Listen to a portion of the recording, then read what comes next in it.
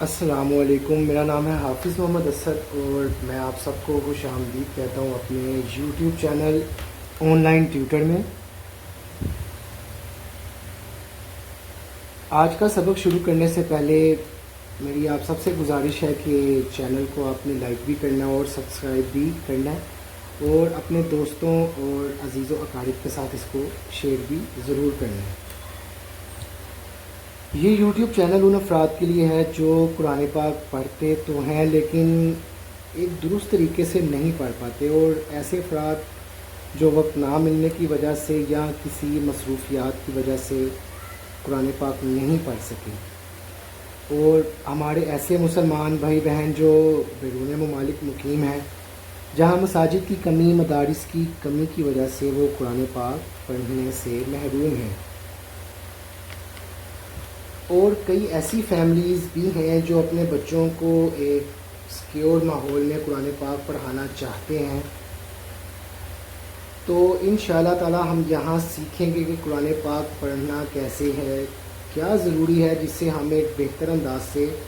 اور خوبصورتی سے قرآن پاک پڑھ سکتے ہیں، اور نہ صرف پڑھ سکیں گے بلکہ انشاءاللہ تعالی ہم اس قابل بھی ہوں گے کہ اپنے بچوں کو اور اپنے عزیز و اقارب کو بتا بھی سکیں گے اور پڑھا بھی سکیں گے۔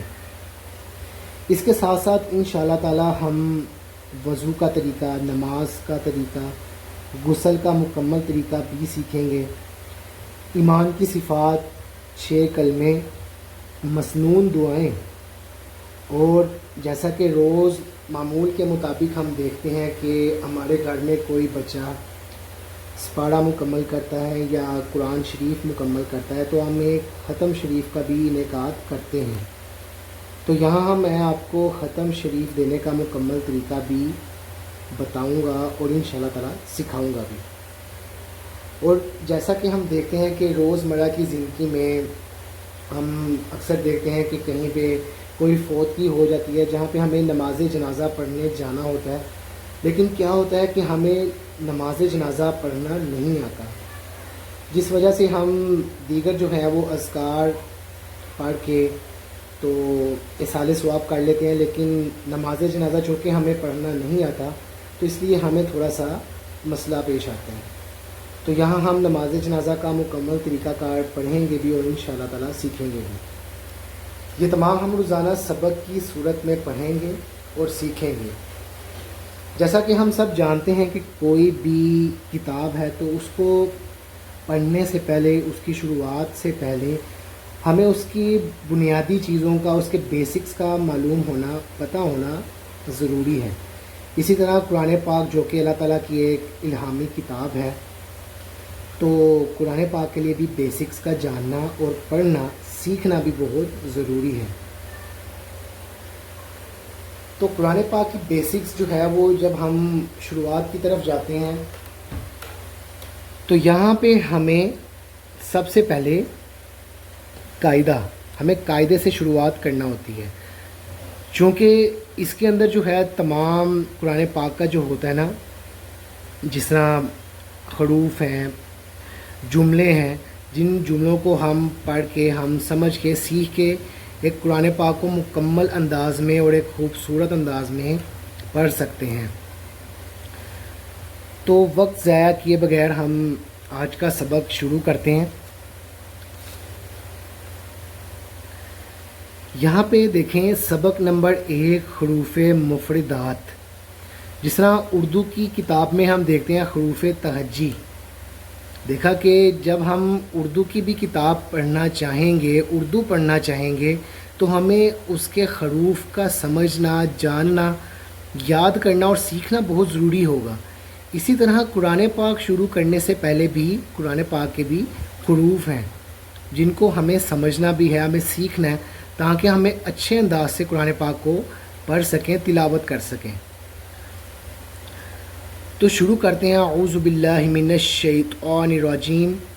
بسم اللہ الرحمن الرحیم۔ الف، با،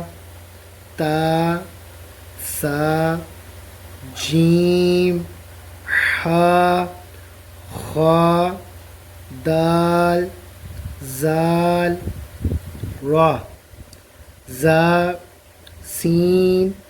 شین صاد ضاد طا ظا عین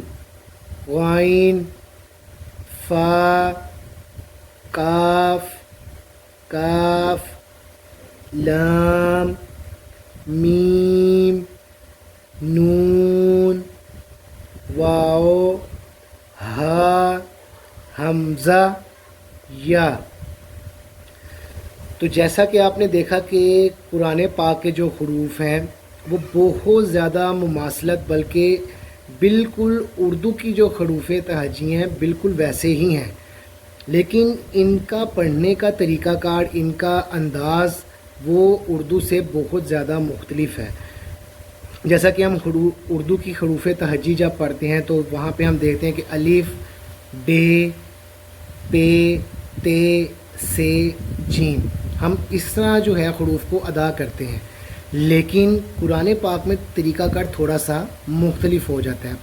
پڑھنے کا بھی اور پڑھانے کا بھی۔ تو جب ہم قرآن پاک کی جو ہے وہ لینگویج میں اس کو پڑھیں گے، اس کو ادا کریں گے، تو الف با